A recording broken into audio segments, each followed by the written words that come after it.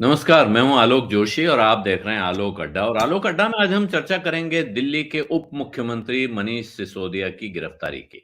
बहुत दिनों से इसका इंतज़ार था, बहुत दिनों से ऐसा लग रहा था कि ये होने जा रहा है। कब होगा ये समझ में नहीं आ रहा था, लेकिन ये अब हो गया है। कैसे दिन हुआ है? रविवार के दिन, जिस दिन छुट्टी होती है, जिस दिन कांग्रेस पार्टी का महाधिवेशन चल रहा था, वहाँ से राहुल गांधी के भाषण की खबरें आनी थी। उस दिन अचानक हेडलाइनें बदल गईं, मनीष सिसोदिया गिरफ्तार हो गए। शराब घोटाले में गिरफ्तार हुए हैं और ऐसा साफ दिखता है कि आम आदमी पार्टी को भी इस बात का आभास था, इसलिए वो सुबह से तैयारी में लगी थी। उन्होंने पहले एक जुलूस निकाला, ऐसा लगा कि वो विजय जुलूस निकल रहा है और पूरा आयोजन उनकी तरफ से भी हुआ और सीबीआई अंत में मनीष सिसोदिया को गिरफ्तार करके ले गई है। क्या होता है और अदालत क्या कहती है, सीबीआई कैसी चार्जशीट पेश करती है, ये तो एक अलग किस्सा है। लेकिन ये आम आदमी पार्टी की राजनीति के लिए कितना बड़ा झटका है। आम आदमी पार्टी जो स्वच्छ राजनीति के नाम पे, साफ-सुथरी राजनीति, अलग तरह की राजनीति करने के नाम पे राजनीति में आई थी, उसके ऊपर क्या इससे दाग लगता है, धब्बा लगता है और क्या उसको इससे तगड़ा झटका लगेगा? ये सवाल हैं। इन सवालों पे बात करने के लिए मेरे साथ आज मौजूद हैं आम आदमी पार्टी के पूर्व नेता, आम आदमी पार्टी से लोकसभा का चुनाव लड़ चुके हैं, मेरे बहुत पुराने दोस्त आशुतोष, जो सत्य हिंदी के संस्थापक संपादक भी हैं। तो आशुतोष से हम ये बात करेंगे, समझने की कोशिश करेंगे क्योंकि ये इनसाइडर रहे हैं, अब बाहर हैं, अब दूर से देख रहे हैं, लेकिन इस किस्से को समझते हैं, हमसे बेहतर तरीके से समझते हैं। और मैं यहाँ एक डिस्क्लेमर आप सबको दे दूँ, आप सब जानते हैं आशुतोष मेरे बहुत पुराने दोस्त हैं, परम मित्र हैं मैं कहूँगा। लेकिन इस विषय पर यानी आम आदमी पार्टी और आम आदमी पार्टी से उनके संबंधों पे मेरी कोई ऑनलाइन या ऑफलाइन बातचीत मैंने उनसे कभी अभी तक गंभीरता से की नहीं है। होती भी नहीं है, वो टल जाती है, हम लोग मिलते हैं तो कुछ और बातें करते हैं। तो आज मुझे लगता है वो वक़्त भी है। आशुतोष, जी। आपके तो मनीष सिसोदिया के साथ भी आपने काम किया, अरविंद केजरीवाल के साथ भी काम किया, सब साथी हैं। आपको इस बात का भरोसा है, आपको लगता है प्राइमा फेसी जैसे मेरे किसी मित्र पर ऐसा आरोप लगे तो मैं उसके बारे में एक मेरी राय होगी, कि ये आदमी ये कर सकता है या नहीं कर सकता है। आपकी पहली राय क्या है? मनीष सिसोदिया इस घोटाले में शामिल हो सकते हैं कि नहीं हो सकते हैं? आलोक जी, देखिए, आपने बहुत ऐसा सवाल पूछा जिसका जवाब मेरे लिए सीधा देना बहुत मुश्किल काम है, लेकिन मैं उसको देने की कोशिश करूंगा। मनीष सिसोदिया को जितना मैं जानता हूं, वो बेहद ईमानदार, बहुत इंटीग्रिटी वाले आदमी, इसमें कोई दो राय नहीं है। जितने दिन मैं आम आदमी पार्टी में था, मैं तकरीबन 4.5 साल आम आदमी पार्टी के साथ बहुत करीब से मैंने मनीष सिसोदिया के साथ काम किया। लेकिन मैंने कभी भी उनसे इस तरीके की कोई बात मैंने नहीं सुनी कि पैसे के लेन देन की बात हो या भ्रष्टाचार की बात हो। उस लिहाज से मैं कहूंगा, बहुत ही सुलझे हुए आदमी है, बहुत स्थिर दिमाग के आदमी है, बहुत स्टेबल माइंड का आदमी है। ब्यूरोक्रेसी पे उनकी जो पकड़ है वो अरविंद केजरीवाल से बेहतर है। ब्यूरोक्रेट्स को वो अरविंद केजरीवाल से बेहतर तरीके से डील करते हैं। अगर आप दिल्ली सरकार में जाएंगे तो आपको इस बात का अंदाजा होगा कि लोग उनका ज्यादा सम्मान करते हैं बनस्पति के अरविंद केजरीवाल के, जो कि मुख्यमंत्री हैं। ब्यूरोक्रेट्स उनका बहुत सम्मान करते हैं। ऐसे में ये कह पाना कि दरअसल उनका इस पूरे मामले में किसी तरीके का इन्वॉल्वमेंट है, उन्होंने घोटाला किया, मेरे लिए बड़ा मुश्किल काम है इसको कह पाना। लेकिन हाँ, एक सवाल मेरे मन में है जिसका जवाब मुझे नहीं मिल पाया है। वो ये कि जब लिकर पॉलिसी की सीबीआई जांच के आदेश दिल्ली के नए लेफ्टिनेंट गवर्नर विनय कुमार सक्सेना ने उसका आदेश दिया था, उसके फौरन बाद जब मनीष सिसोदिया ने प्रेस कॉन्फ्रेंस की और प्रेस कॉन्फ्रेंस करके लिकर पॉलिसी को विड्रॉ करने का ऐलान किया, तब मेरे दिमाग में ये सवाल पैदा हुआ कि अगर लिकर पॉलिसी, जिसके बारे में बार बार ये कहा जा रहा था बहुत अच्छी लिकर पॉलिसी है और इसकी वजह से दिल्ली सरकार का खजाना बढ़ेगा, उनका जो उसमें पैसा आएगा कई गुना बढ़ेगा, तो ऐसे क्या कारण थे कि आपने सीबीआई जांच होते ही आपने जो है वो लिकर पॉलिसी को विड्रॉ कर लिया? और उस प्रेस कॉन्फ्रेंस में उन्होंने ये भी कहा था कि लिकर पॉलिसी में अगर किसी तरीके की कोई इरेगुलरिटी है तो उसके लिए अनिल बैजल, जो पुराने लेफ्टिनेंट गवर्नर है, वो उसके लिए जिम्मेदार है। ये बात सच है कि लिकर पॉलिसी जिस दिन लागू की गई थी उसके कुछ दिन पहले ही उस वक्त के जो लेफ्टिनेंट गवर्नर थे अनिल बैजल, उन्होंने कुछ सुझाव अपनी तरीके से दिए थे। और लेकिन अगर उन सुझाव में कुछ गड़बड़ी थी तो उसी वक्त आम आदमी पार्टी को उसका विरोध करना चाहिए था और उसको लागू करने से मना कर देना चाहिए था। लेकिन तब उन्होंने विरोध नहीं किया, लेकिन सीबीआई जांच होते ही उन्होंने उसको विड्रॉ कर लिया। तब मेरे मन में यह सवाल कौंधा था कि आखिर क्या कारण है। लेकिन चूंकि मेरे पास कोई सबूत नहीं है और जितना मैं मनीष सिसोदिया को जानता हूं, मैं ये कह सकता हूं कि वो बेईमान आदमी तो बिल्कुल नहीं है। ईमानदारी से उन्होंने पूरे जीवन काम किया है और इसीलिए जब वो पार्टी में भी आए थे उस वक्त भी उनके पास एक 2 कमरे के फ्लैट के अलावा कोई और प्रॉपर्टी उनके पास थी नहीं और बहुत ही मध्यम मिडिल क्लास फैमिली से आते हैं। एक ज़माने में वो ज़ी न्यूज़ में वो पत्रकार की हैसियत से भी थे। तो कोई बहुत बड़े परिवार से वो नहीं आते हैं। मेरी नज़र में जो उनकी छवि है वो एक साफ-सुथरे व्यक्ति की है। लेकिन पॉलिटिक्स में कब क्या हो जाए, कब किसका ईमान डोल जाए, कहना बड़ा मुश्किल होता है। तो एक इसका वो जवाब मुझे नहीं मिला जो मैं चाहता था। आप कह रहे हैं बहुत ईमानदार हैं, लेकिन पॉलिटिक्स में कब किसका ईमान डुल जाए पता नहीं। लेकिन क्या ऐसा भी हो सकता है कि सर्कमस्टेंसेस में कई बार लोग कहते हैं कि परिस्थितियों में फँस गए। किसी और ने कहा कि ऐसा कर दो और ऐसा हो गया और अब क्योंकि मनीष सिसोदिया ज़िम्मेदार हैं उस मंत्रालय के, तो वो फँस गए हैं। ये कह सकते हैं? देखिए इसको मैं थोड़े दूसरे कॉन्टेक्स्ट में बात समझाने की कोशिश करता हूँ। मनीष सिसोदिया की एक बहुत बड़ी कमज़ोरी है। कमज़ोरी ये है कि वो अरविंद केजरीवाल के बेहद लॉयल हैं और उनके बहुत करीबी भी हैं। वो कभी मनीष सिसोदिया कभी भी अरविंद केजरीवाल के सामने असर्ट नहीं कर पाते हैं। उनकी राय से अलग अपनी राय नहीं रख पाते हैं। ये उनकी दिक्कत है। तो ये तो हो सकता है कि फैसले कुछ ऊपर पे किए गए हों और वो मन से उसके साथ ना होते हुए भी उन्होंने सिग्नेचर किया हो। इस संभावना से मैं बिल्कुल इनकार नहीं करता हूँ और इस वजह से उनके फँसने की संभावना भी बन सकती है। लेकिन ये कहना कि मनीष सिसोदिया ने बेईमानी की होगी मेरा दिल फिलहाल नहीं मानता है। लेकिन हालाँकि दिल और दिमाग दोनों के बीच में एक संघर्ष, अंतर्द्वंद लगातार बना रहता है। ये जो उनकी कमज़ोरी है, यही उनकी राजनीति की कामयाब होने की बहुत बड़ी पूंजी है और राजनीति में उनके अगर वो फँसते भी हैं, तो इसी वजह से फँसते हैं क्योंकि बहुत सारे ऐसे मौके आते थे जब मैं आम आदमी पार्टी में था, तब कभी-कभी हम उनसे बातचीत इन्फॉर्मली करते थे और तब ये बात होती थी कि आप बोलते क्यों नहीं हैं? तब वो कहते थे यार मैं अरविंद के सामने नहीं बोल पाता। ये उन्होंने कभी एक आध बार कन्फेस मेरे सामने किया है। अब अगर इस स्वभावगत कमजोरी की वजह से अगर कहीं कोई दिक्कत पैदा हो गई हो तो मैं नहीं कह सकता क्योंकि मैं उसका गवाह नहीं हूं। मुझे आम आदमी पार्टी छोड़े हुए भी तकरीबन 4.5 साल हो गए हैं। इस दौरान बहुत पानी बहा है। जितना बाहर से मैंने आम आदमी पार्टी को देखा है उतना मैं जरूर कह सकता हूं कि ये वो आम आदमी पार्टी नहीं है जिस आम आदमी पार्टी जिसके लिए आम आदमी पार्टी जानी जाती थी और जिसकी वजह से दिल्ली वालों ने इनको इतने भारी संख्या में वोट दिया था। अब उसमें बहुत बदलाव आ चुके हैं और इस वजह से जो आदर्शवाद था वो भी गायब हो चुका है। तो जो बात मैंने मनीष सिसोदिया के बारे में पूछी, वही सवाल अगर मैं आपसे अरविंद केजरीवाल के बारे में पूछूं, तब आप क्या जवाब देंगे? अरविंद केजरीवाल की एक बहुत खासियत है कि अरविंद केजरीवाल हर हाल में जीतना चाहते हैं। ये और उस बात को लेकर वो बहुत ज्यादा अधीर और इम्पेशेंट हो जाते हैं। ये उनकी पर्सनैलिटी का बहुत बड़ा फ्लॉ है। अगर अरविंद केजरीवाल शांत तरीके से बैठकर कैलकुलेट बहुत ठंडे दिमाग से अगर कोई अगर वो नीति बनाते हैं या कोई प्लान करते हैं तो फिर उनका कोई सामना नहीं, उनका कोई जोड़ नहीं उस मामले में।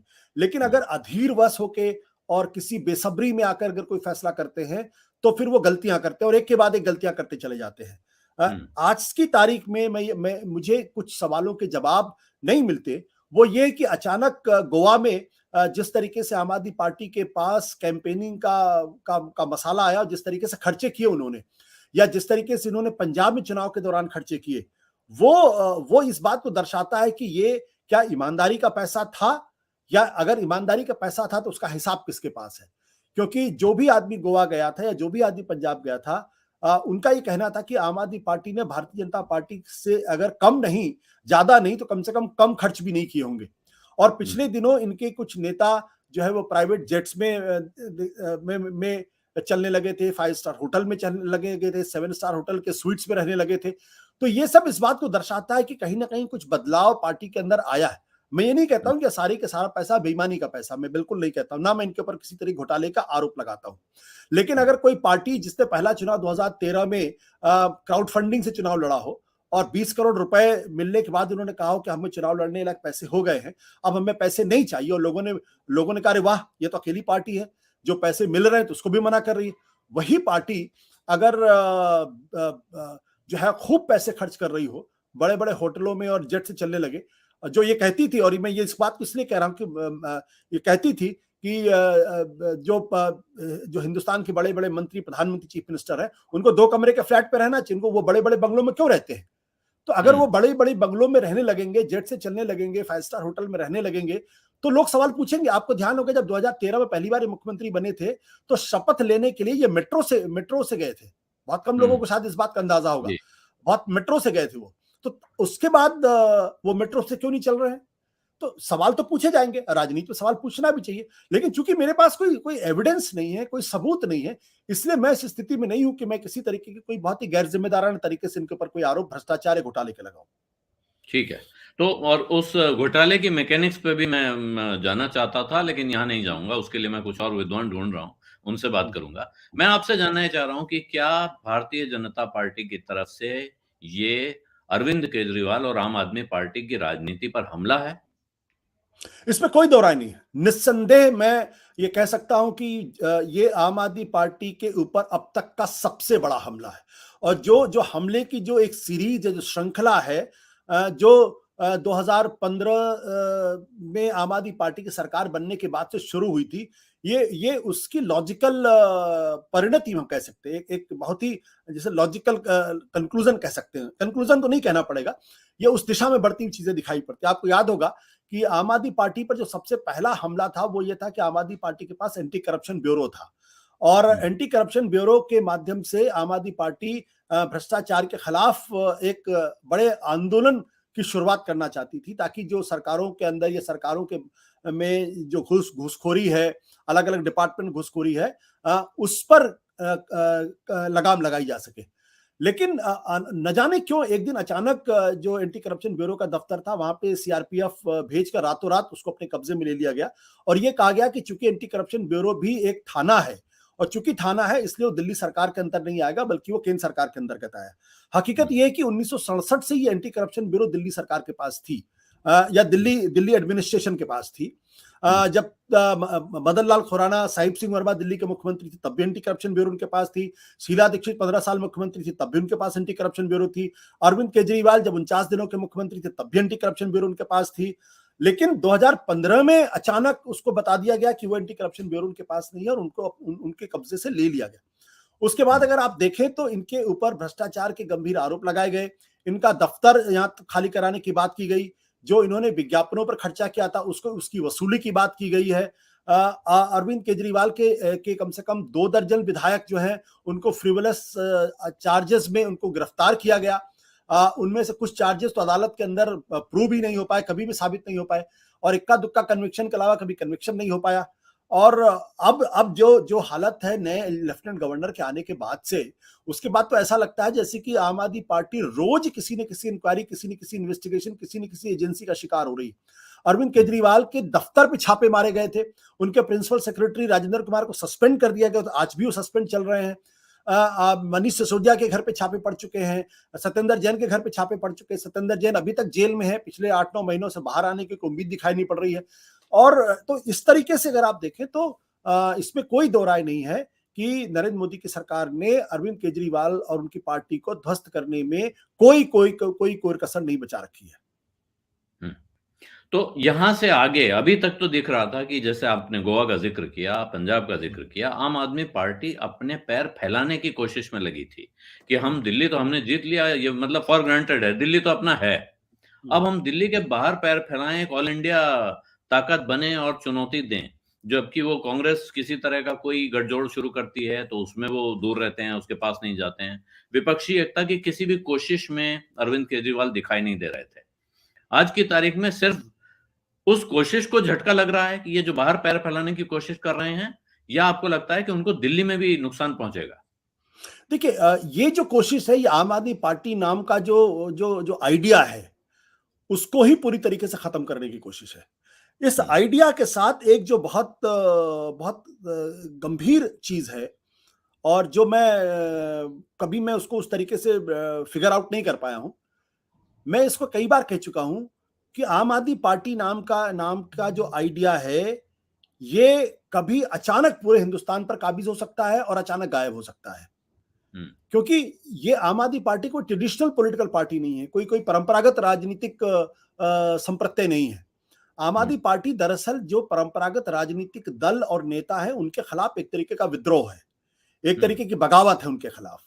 ये अनावश्यक नहीं है कि एक पार्टी खड़ी होती है दिल्ली के अंदर बिना किसी पृष्ठभूमि के, वो 67 सीटें जीत जाती, जबकि नरेंद्र मोदी का अश्वमेध यज्ञ के घोड़े को रोकने की हिमाकत कोई नहीं कर पा रहा था।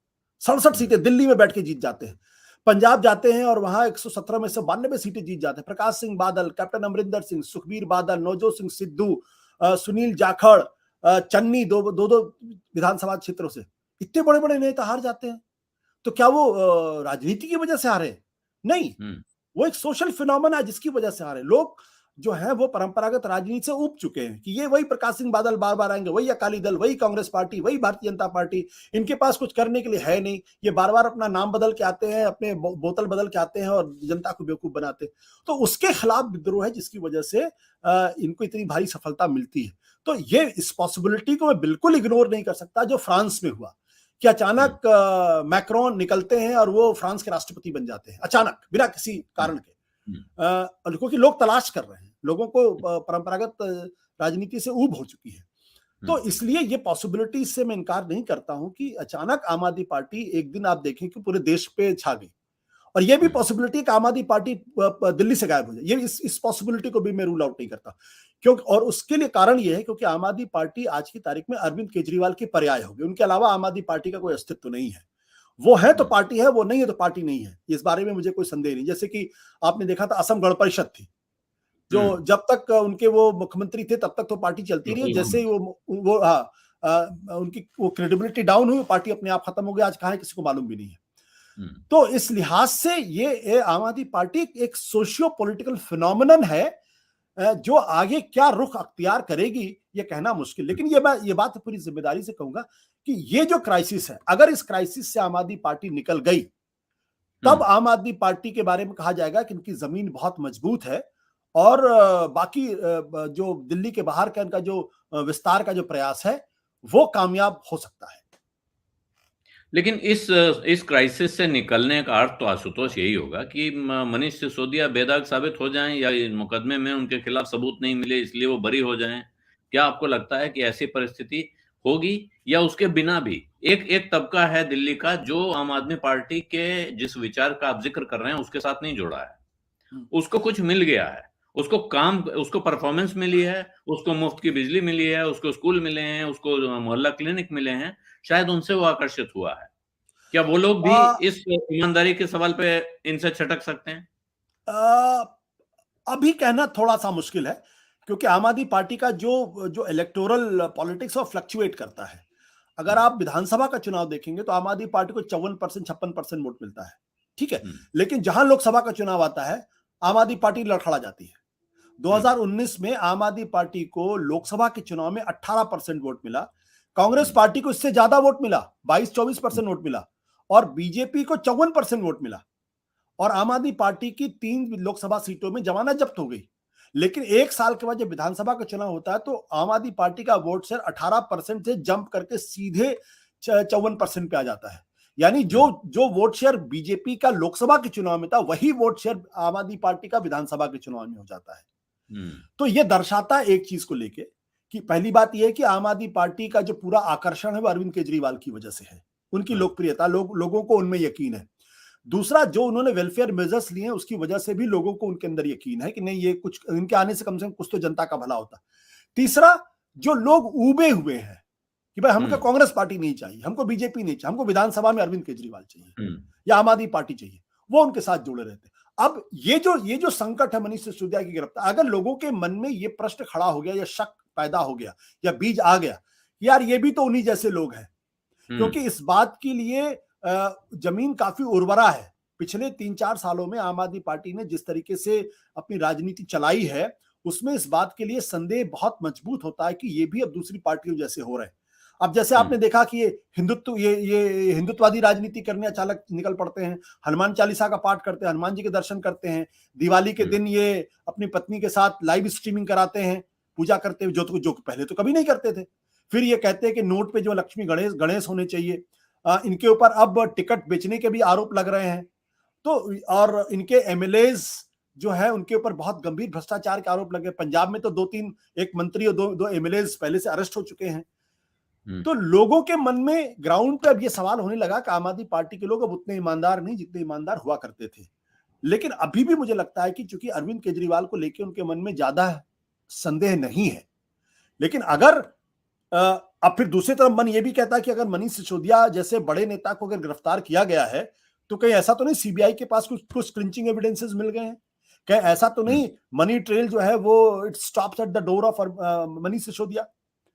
क्योंकि इतने बड़े नेता पे हाथ डालेंगे और पता चला अदालत में आपके पास कोई सबूत नहीं होगा, तब तो पूरा साबित हो जाएगा कि नरेंद्र मोदी ने जानबूझ के इनको परेशान किया, तंग करने की कोशिश की। ये तो बूमरांग कर सकता है सरकार के ऊपर। तो इसलिए चूंकि हमारे पास वो जानकारियां नहीं है, इसलिए मेरे लिए कुछ गेस करना मुश्किल काम होगा। लेकिन ये संकट, अगर इस संकट से ये निकल पाए निर्णायक तरीके से, तब आम आदमी पार्टी जो है वो जो है पहले से मजबूत होकर निकलेगी। जी। और एक संभावना ये भी हो सकती है कि मनीष सिसोदिया, सत्येंद्र जैन, इनमें से किसी पर यह दबाव पड़ रहा हो या दोनों पे पड़ रहा हो कि आप आइए और अरविंद केजरीवाल के खिलाफ गवाही दे दीजिए। ये तो मैं आप आलोक पहले से कह सकता हूं कि जो तमाम एजेंसीज हैं वो बहुत दिनों से इनके बहुत सारे एमएलएस के ऊपर, बहुत सारे लोगों के ऊपर ये दबाव डालती रही है कि आप अरविंद केजरीवाल के खिलाफ गवाही दीजिए। अभी तक तो कामयाब हुए नहीं। मुझे नहीं लगता कि सत्येंद्र जैन और मनीष सिसोदिया में से कोई एक अपना मुंह खोलेगा।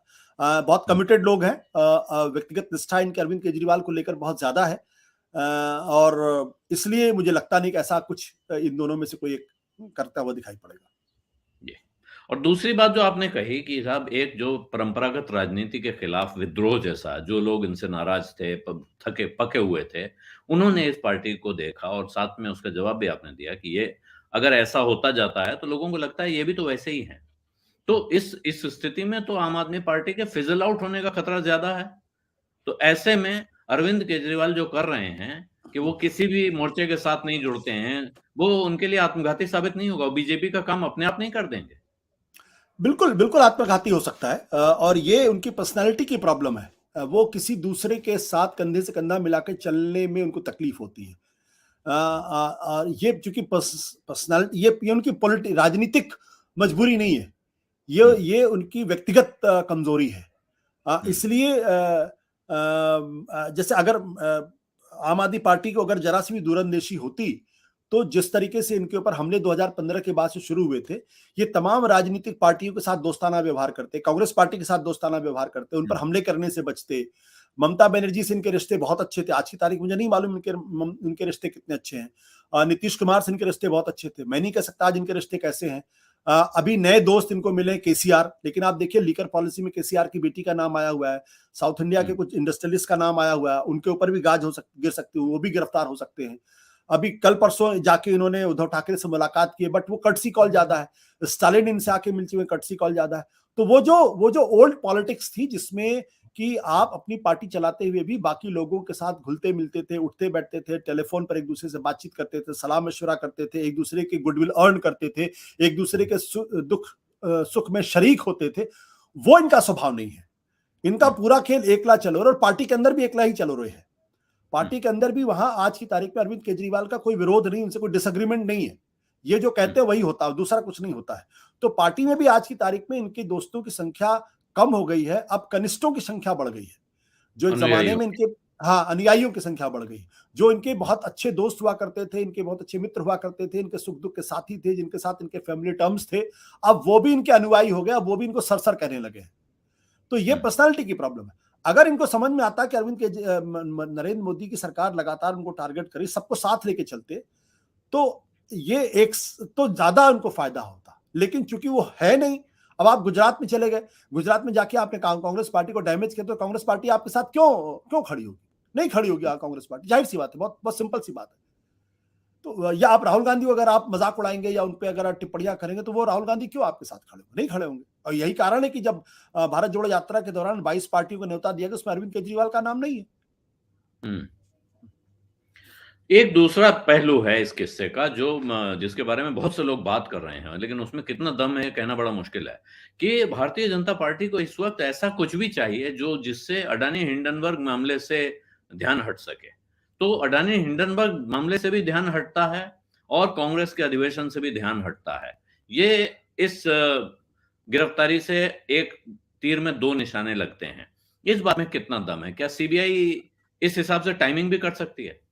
मैं कॉन्स्पिरेसी थियरी में मेरा कभी यकीन नहीं रहा। हुँ, क्योंकि मनीष सिसोदिया के मामले में तो ये था कि इनको 1 हफ्ते पहले बुलाया गया, तो 19 तारीख 17 तारीख से इनसे पूछताछ हुई थी, फिर ये कहा था आप 19 तारीख को हाज़िर होइए। हुँ, इन्होंने खुद माँगा था कि आप 1 हफ्ते बाद हमको समय दे दीजिए। तो 1 हफ्ते बाद का जो हुँ, समय था, वो तो 26 तारीख का ही था। और अगर इस 19 तारीख को अगर आप जाते हो, अगर उस दिन अरेस्ट कर लिए जाते, तब तो ये बात नहीं होती कि अडानी के जो ये कांग्रेस के जो महाधिवेशन है, उससे इन्होंने कोई टाई अप किया है। हुँ, हालाँकि अब ये हो सकता है और नहीं भी हो सकता है कि जब इन्होंने 1 हफ्ते का टाइम माँग लिया, तब इनको वो दिन दिया गया जिस दिन कांग्रेस का महाधिवेशन खत्म होने वाला था। तो क्योंकि आज की तारीख में कोई एजेंसी इंडिपेंडेंट एजेंसी नहीं है। सारी हुँ, एजेंसीज़ जो हैं वो सीधे ऊपर से चलती हैं। उनको इशारा मिलता है तो और वैसे भी मनीष सिसोदिया जैसे इतने बड़े नेता पर हाथ डालने का काम कोई भी ब्यूरोक्रेट जो है अपने स्तर पर नहीं करेगी जब तक उसको पॉलिटिकल क्लीयरेंस ना हो। तो पॉलिटिकल क्लीयरेंस मिला हो और उस वक्त सोचा गया हो कि चलो इस दिन अगर आप कर लोगे तो कांग्रेस जो है वो पर्दे से बाहर हो जाएगी, तो हो सकता है वो सोच हो। लेकिन जैसा मैंने कहा कि मैं कॉन्स्पिरेसी थियरी में बहुत ज्यादा यकीन करता नहीं हूँ, इसलिए मैं इस पर कोई टिप्पणी करूं मेरे लिए बेहतर नहीं होगा। ठीक है। जी। ठीक है आशुतोष, धन्यवाद आपका, जुड़े आप और आपने बहुत सारे बातों के जवाब दिए और सवाल होंगे, दर्शक जिस वक़्त ये इंटरव्यू बातचीत सुनेंगे, तो हो सकता है वो नए सवाल चिपकाएँ इसके साथ, तो अगर वो सवाल आएँगे तो फिर हम वो सवाल भी पूछेंगे। लेकिन बिल्कुल इस आप। वक़्त मुझे लगता है इस विषय को समझने के लिए इतनी बातचीत काफ़ी थी और ज़रूरत पड़ेगी तो और बात करेंगे और चर्चा करेंगे। धन्यवाद। आप सबका भी धन्यवाद ये बात सुनने के लिए। आपको बातचीत पसंद आई होगी उम्मीद करता हूँ और ऐसा हुआ है, तो इस वीडियो के लिंक अपने दोस्तों, परिचितों के साथ शेयर करना बिल्कुल